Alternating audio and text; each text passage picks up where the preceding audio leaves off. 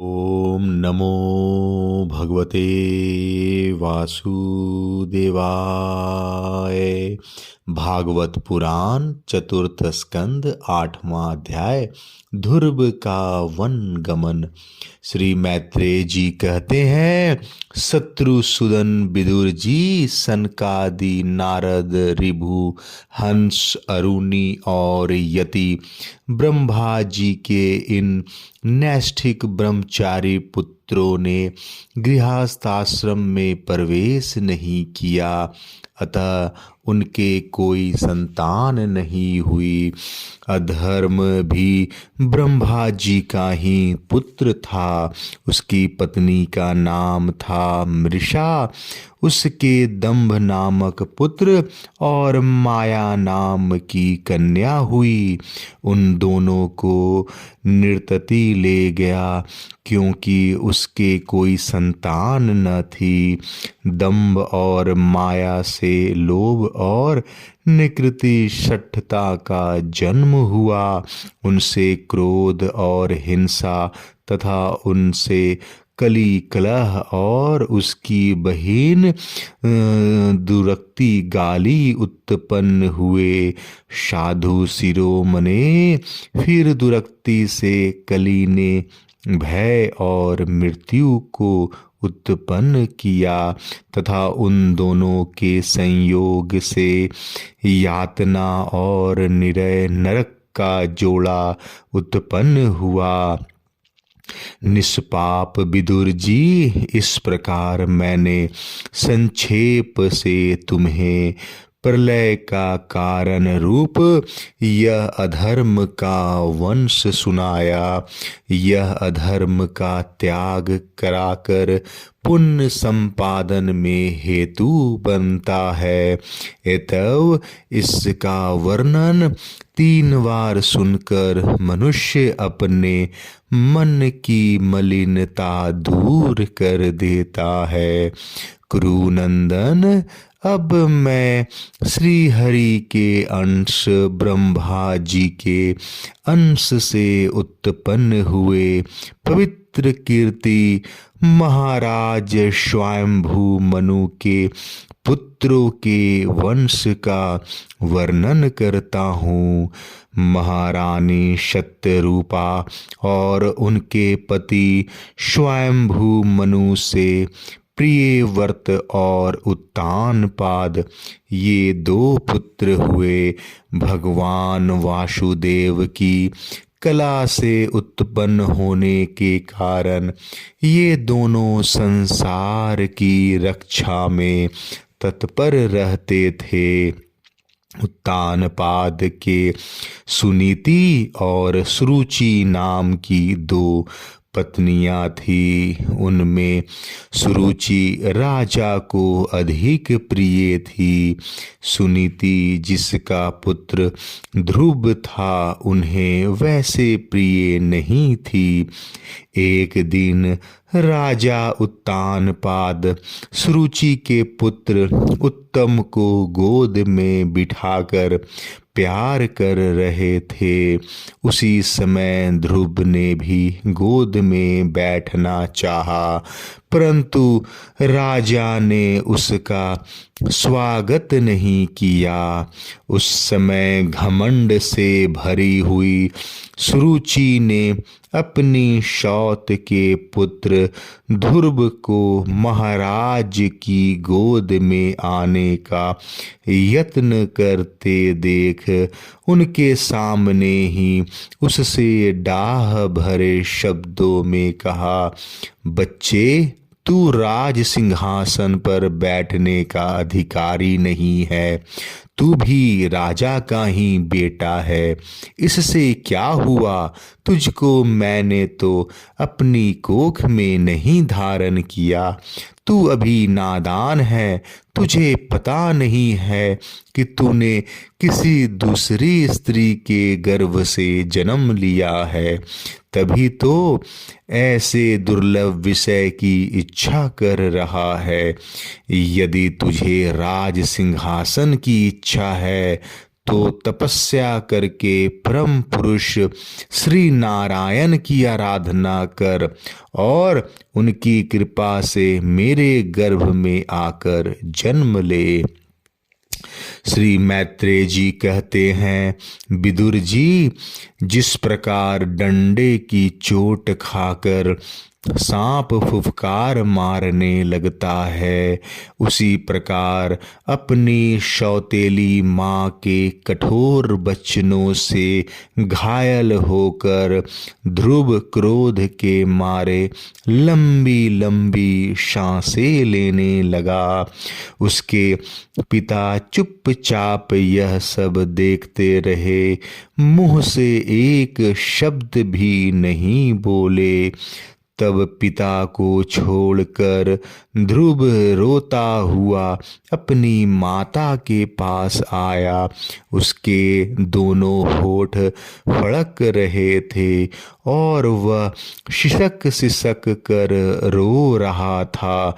सुनीति ने बेटे को गोद में उठा लिया और जब महल के दूसरे लोगों से अपनी सौत सुरुचि की कही हुई बातें सुनी, तब उसे भी बड़ा दुख हुआ। उसका धीरज टूट गया। वह दावानल से जली हुई बेल के समान शोक से संतप्त होकर मुरझा गई तथा विलाप करने लगी। सौत की बातें याद आने से उसके कमल सरीखे नेत्रों में आंसू भर आए। उस बेचारी को अपने दुख परावर का कहीं अंत नहीं दिखाई देता था। उसने गहरी सांस लेकर ध्रुव से कहा, बेटा, तू दूसरों के लिए किसी प्रकार की अमंगल की कामना मत कर। जो मनुष्य दूसरों को दुख देता है, उसे स्वयं ही उसका फल भोगना पड़ता है। सुरुचि ने जो कुछ कहा है ठीक ही है, क्योंकि महाराज को मुझे पत्नी तो क्या दासी स्वीकार करने में भी लज्जा आती है। तूने मुझे मंद भागनी के गर्भ से ही जन्म लिया है और मेरे ही दूध से तू पला है। बेटा, सुरुचि ने तेरी सौतेली माँ होने पर भी बात बिल्कुल ठीक कही है। अतः यदि राजकुमार उत्तम के समान राज सिंहासन पर बैठना चाहता है तो द्वेष भाव छोड़कर उसी का पालन कर। बस श्री अधोक्षज भगवान के चरण कमलों की आराधना में लग जा। संसार का पालन करने के लिए सत्व गुण को अंगीकार करने वाले उन श्री हरि के चरणों की आराधना करने से ही तेरे परदादा श्री ब्रह्मा जी को वह सर्वश्रेष्ठ पद प्राप्त हुआ जो मन और प्राणों को जीतने वाले मुनियों के द्वारा भी वंदनीय है। इसी प्रकार तेरे दादा स्वयंभू मनु ने भी बड़ी बड़ी दक्षिणाओं वाले यज्ञों के द्वारा अनन्य भाव से उन्हीं भगवान की आराधना की थी। तभी उन्हें दूसरों के लिए अति दुर्लभ लौकिक अलौकिक तथा मोक्ष सुख की प्राप्ति हुई। बेटा, तू भी उन भक्त वत्सल श्री भगवान का ही आश्रय ले। जन्म मृत्यु के चक्र से छूटने की इच्छा करने वाले मुमुक्षु लोग निरंतर उन्हीं के चरण कमलों की मार्ग की खोज किया करते हैं। तू स्वधर्म पालन से पवित्र हुए अपने चित्त में श्री पुरुषोत्तम भगवान को बैठा ले तथा अन्य सब का चिंतन छोड़कर केवल उन्हीं का भजन कर।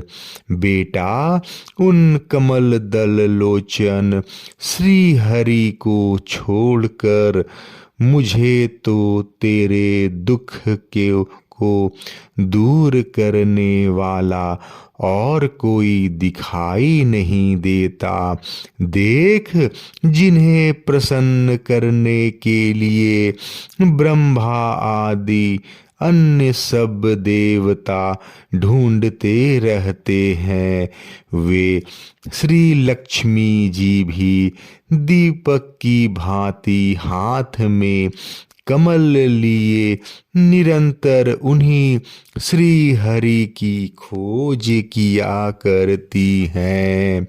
श्री मैत्रेय जी कहते हैं, माता सुनीति ने जो वचन कहे वे अभिष्ट वस्तु की प्राप्ति का मार्ग दिखलाने वाले थे। अतः उन्हें सुनकर ध्रुव ने बुद्धि द्वारा अपने चित्त का समाधान किया।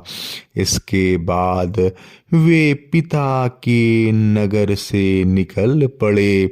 यह सब समाचार सुनकर और ध्रुव क्या करना चाहता है, इस बात को जानकर नारद जी वहां आए।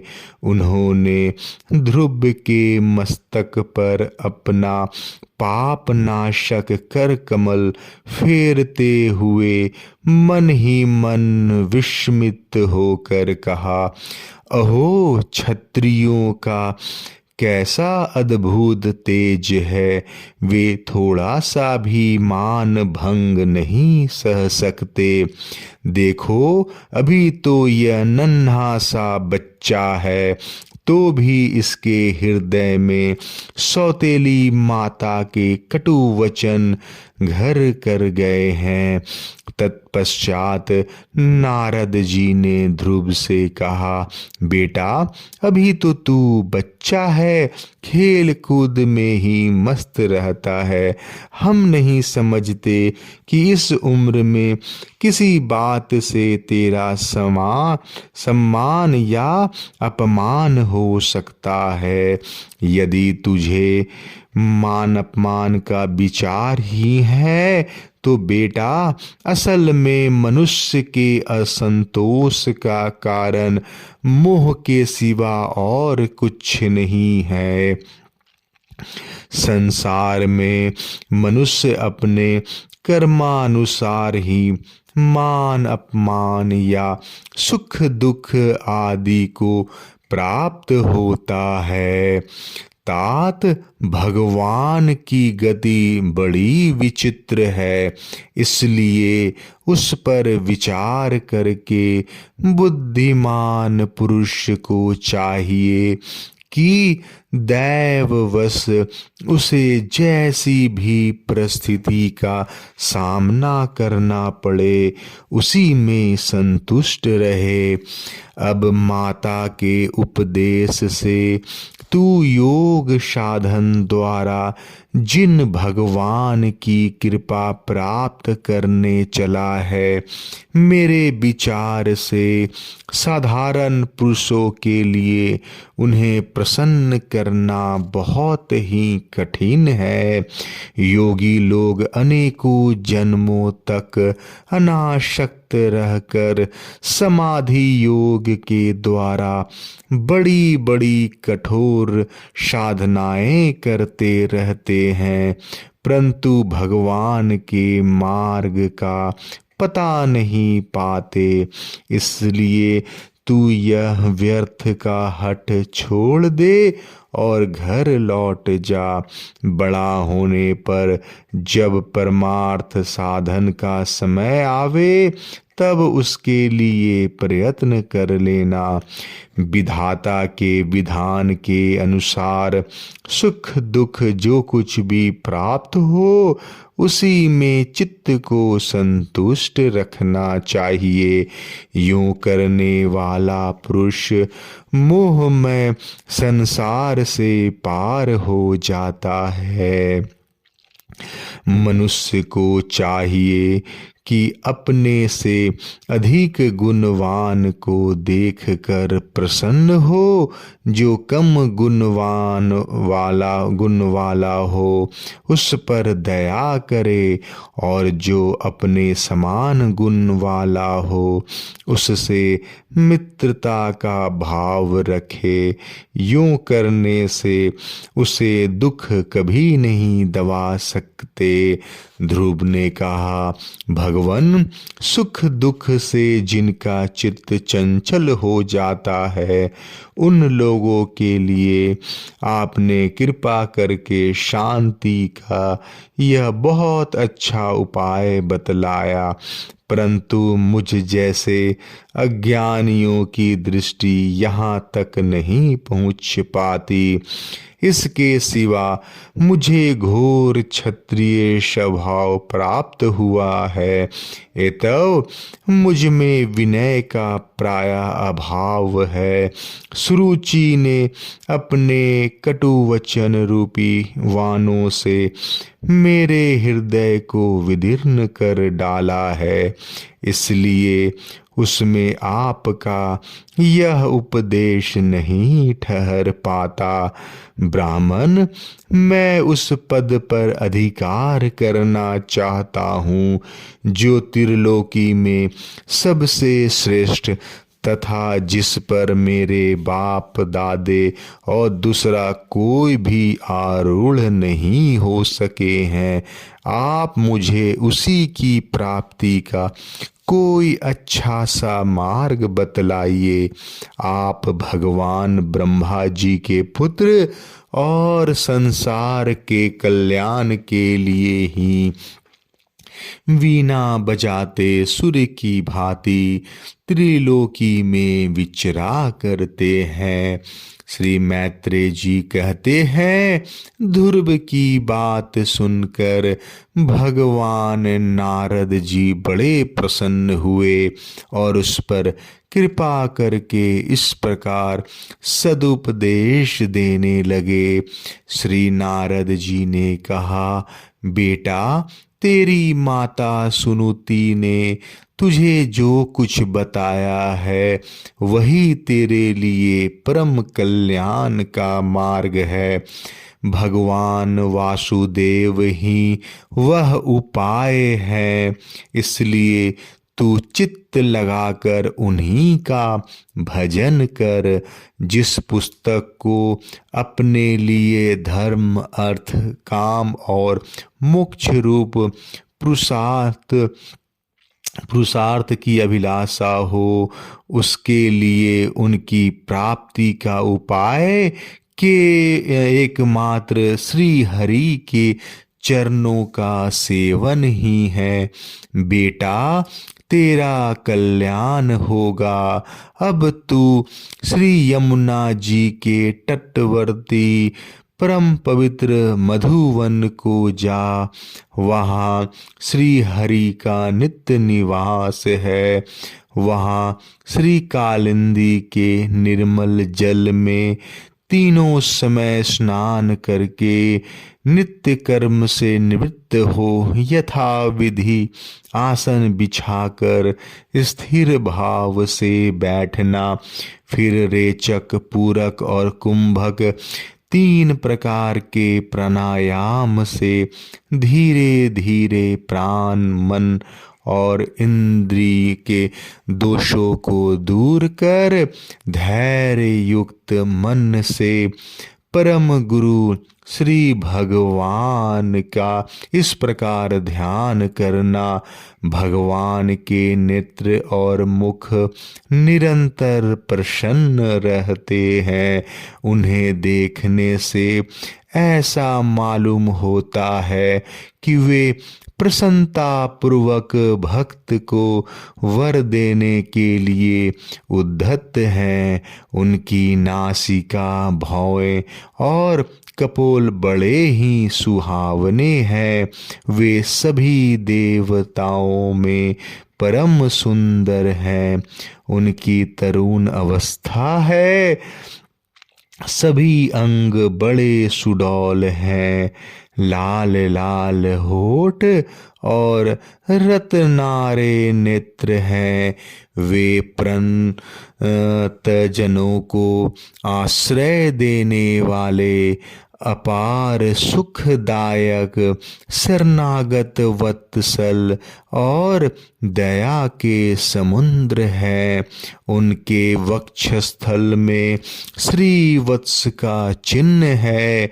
उनका शरीर सजल जलधर के समान श्याम वर्ण है। वे परम पुरुष श्याम सुंदर गले में वनमाला धारण किए हुए हैं और उनकी चार भुजाओं में शंख, चक्र, गदा एवं पद्म सुशोभित हैं। उनके अंग प्रत्यंग किरीट, कुंडल, केयूर और कंकनादि आभूषणों से विभूषित है। गला कौस्तभ मणि की भी शोभा बढ़ा रही है तथा शरीर में रेशमी पीतांबर है। उनके कटी प्रदेश में कांचन की करधनी और चरणों में स्वर्णमय नुपुर पैजनी सुशोभित है। भगवान का स्वरूप बड़ा ही दर्शनीय, शांत तथा मन और नैनों को आनंदित करने वाला है।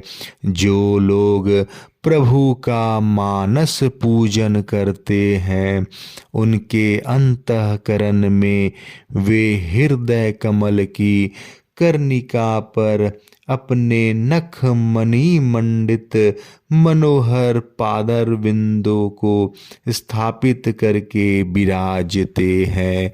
इस प्रकार धारणा करते करते जब चित्त स्थिर और एकाग्र हो जाए, तब उन वरदायक प्रभु का मन ही मन इस प्रकार ध्यान करे कि वे मेरी ओर अनुराग भरी दृष्टि से निहारते हुए मंद मंद मुस्कुरा रहे हैं। भगवान की मंगलमयी मूर्ति का इस प्रकार निरंतर ध्यान करने से मन शीघ्र ही परमानंद में डूबकर तल्लीन हो जाता है और फिर वहां से लौटता नहीं।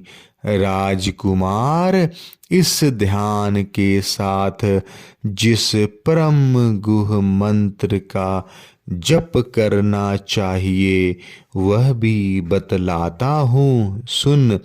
इसका 7 रात जप करने से मनुष्य आकाश में विचरने वाले सिद्धों का दर्शन कर सकता है। वह मंत्र है ओम नमो भगवते वासुदेवाय। किस देश और किस काल में कौन वस्तु उपयोगी है, इसका विचार करके बुद्धिमान पुरुष को इस मंत्र के द्वारा तरह तरह के सामग्रियों से भगवान की द्रव्यमय पूजा करनी चाहिए। प्रभु का पूजन विशुद्ध जल, पुष्पमाला, जंगली मूल और फलादि पूजा में है विहित, दुर्वादि अंकुर वन में ही प्राप्त होने वाले वत्कल वस्त्र और उनकी प्रेयसी तुलसी से करना चाहिए। यदि शिला आदि की मूर्ति मिल सके तो उसमें, नहीं तो पृथ्वी या जल आदि में ही भगवान की पूजन करें। सर्वदा संयत चित, मननशील, शांत और मौन रहे तथा जंगली फल मूलादि का परिमित आहार करे। इसके सिवा पुण्य कीर्ति श्री हरि अपनी अनिर्वचनीय माया के द्वारा अपनी ही इच्छा से अवतार लेकर जो जो मनोहर चरित्र करने वाले हैं उनका मन ही मन चिंतन करता रहे। प्रभु की पूजा के लिए जिन जिन उपचारों का विधान किया गया है उन्हें मंत्र मूर्ति श्री हरि को द्वादाक्षर मंत्र के द्वारा ही अर्पण करे। इस प्रकार जब हृदय स्थित हरि का मन, वाणी और शरीर से भक्ति पूर्वक पूजन किया जाता है तब वे निश्चल भाव से भली भांति भजन करने वाले अपने भक्तों के भाव को बढ़ा देते हैं और उन्हें उनकी इच्छा के अनुसार धर्म, अर्थ, काम अथवा मोक्ष रूप कल्याण प्रदान करते हैं। यदि उपासक को इंद्रिय संबंधी भोगों से वैराग्य हो गया हो तो वह मोक्ष प्राप्ति के लिए अत्यंत भक्ति पूर्वक अविच्छिन्न भाव से भगवान का भजन करे। श्री नारद जी इस प्रकार उपदेश पाकर राजकुमार ध्रुव ने परिक्रमा करके उन्हें प्रणाम किया। तदंतर उन्होंने भगवान के चरण चिन्हों से अंकित परम पवित्र मधुवन की यात्रा की। ध्रुव के तपोवन की ओर चले जाने पर नारद जी महाराज उत्तानपाद के महल में पहुँचे।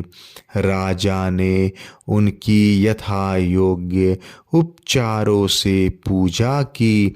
तब उन्होंने आराम से आसन पर बैठकर राजा से पूछा। श्री नारद जी ने कहा, राजन, तुम्हारा मुख सुखा हुआ है। तुम बड़ी देर से किसी सोच विचार में पड़े हो। तुम्हारे धर्म, अर्थ और काम से किसी में कोई कमी तो नहीं आ गई? राजा ने कहा, ब्राह्मण, मैं बड़ा ही श्रेष्ठ और निर्दय हूँ। हाय, मैंने अपने 5 वर्ष के नन्हे से बच्चे को उसकी माता के साथ घर से निकाल दिया। मुनिवर, वह बड़ा ही बुद्धिमान था। उसका कमल सा मुख भूख से कुम्हला गया होगा। वह थक कर कहीं रास्ते में पड़ गया होगा। ब्राह्मण, उस असहाय बच्चे को वन में कहीं भेड़िया न खा जाए। अहो, मैं कैसा स्त्री का गुलाम हूँ। मेरी कुटिलता तो देखिए। वह बालक प्रेमवश मेरी गोद में चढ़ना चाहता था, किंतु मुझ दुष्ट ने उसका तनिक भी आदर नहीं किया। श्री नारद जी ने कहा, राजन, तुम अपने बालक की चिंता मत करो, उसके रक्षक भगवान हैं। तुम्हें उसके प्रभाव का पता नहीं है। उसका यश सारे जगत में फैल रहा है। वह बालक बड़ा समर्थ है। जिस काम को बड़े बड़े लोकपाल भी नहीं कर सके, उसे पूरा करके वह शीघ्र ही तुम्हारे पास लौट आएगा। उसके कारण तुम्हारा यश भी बहुत बढ़ेगा। श्री मैत्रेय जी कहते हैं, देवर्षि नारद जी की बात सुनकर महाराज उत्तानपाद राजपाट की ओर से उदासीन होकर निरंतर पुत्र की ही चिंता में रहने लगे। इधर ध्रुव जी ने मधुवन में पहुंचकर यमुना जी में स्नान किया और उस रात पवित्रता पूर्वक उपवास करके श्री नारद जी के उपदेशानुसार एकाग्र चित्त से परम पुरुष श्री नारायण की उपासना आरंभ कर दी। उन्होंने 3 रात्रि के अंतर से शरीर निर्वाह के लिए केवल कैत और बेर के फल खाकर श्री हरि की उपासना करते हुए 1 मास व्यतीत किया। दूसरे महीने में उन्होंने 6 दिन के पीछे सूखे घास और पत्ते खाकर भगवान का भजन किया। तीसरे महीने 9 दिन पर केवल जल पीकर समाधि योग के द्वारा श्री हरि की आराधना करते हुए बिताया। चौथे महीने में उन्होंने श्वास को जीतकर 12 दिन के बाद केवल वायु पीकर ध्यान योग द्वारा भगवान की आराधना की। 5वां मास लगने पर राजकुमार ध्रुव श्वास को जीतकर पर ब्रह्म का चिंतन करते हुए एक पैर से खंबे के समान निश्चल भाव से खड़े हो गए। उस समय उन्होंने शब्दादि विषय और इंद्रियों के नियामक अपने मन को सब ओर से खींच लिया तथा हृदय स्थित हरि के स्वरूप का चिंतन करते हुए चित्त को किसी दूसरे ओर न जाने दिया। जिस समय उन्होंने महदादि संपूर्ण तत्वों के आधार तथा प्रकृति और पुरुष के भी अधीश्वर पर ब्रह्म की धारणा की, उस समय उनके तेज को न सहने के कारण तीनों लोक कांप उठे। जब राजकुमार ध्रुव एक पैर से खड़े हुए तब उनके अंगूठे से दबकर आधी पृथ्वी इस प्रकार झुक गई जैसे किसी गजराज के चढ़ जाने पर नाव पद पद पर दाईं बाईं ओर डगमगाने लगती है। ध्रुव जी ने अपने इंद्रियों द्वारा और प्राणों को रोक कर अनन्य बुद्धि से विश्वात्मा श्री हरि का ध्यान करने लगे। इस प्रकार उनकी समष्टि प्राण से अभिन्न हो जाने के कारण सभी जीवों का श्वास प्रवास रुक गया। इससे समस्त लोक और लोकपालों को बड़ी पीड़ा हुई और वे घबराकर श्री हरि के शरण में गए। देवताओं ने कहा, भगवान, समस्त स्थावर जंगम जीवों के शरीर का प्राण एक साथ ही रुक गया है, ऐसा तो हमने पहले कभी अनुभव नहीं किया। आप शरणागतों की रक्षा करने वाले हैं, अपनी शरण में आए हुए हम लोगों को इस दुख से छुड़ाइए। श्री भगवान ने कहा, देवताओं तुम डरो मत। उतानपाद के पुत्र ध्रुव ने अपने चित्त को मुझ विश्वात्मा में लीन कर दिया है। इस समय मेरे साथ उसकी अभेद धारणा सिद्ध हो गई है। इसी से उसके प्राण निरोध से तुम सब का भी प्राण भी रुक गया है। अब तुम अपने अपने लोकों को जाओ, मैं उस बालक को इस दुष्कर तप से निवृत्त कर दूंगा। 8वां अध्याय समाप्त। जय श्री कृष्ण।